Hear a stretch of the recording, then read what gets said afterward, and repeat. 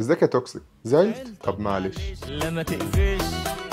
تعال اقول لك بقى ايه اللي مزعلك. مصطلح توكسيك بقى موجود ومنتشر بشكل غير طبيعي، بس السؤال المهم يعني ايه توكسيك؟ هو مصطلح بنقوله على اي علاقه ريد فلاج. هو مصطلح بيوصف اي علاقه مؤذيه تعمل ضغوط ووجع دماغ، علاقه بتاخد مش بتدي، مش بينج بونج. يعني هو في شخص توكسيك زي ما في علاقه توكسيك؟ الشارع اللي وراه.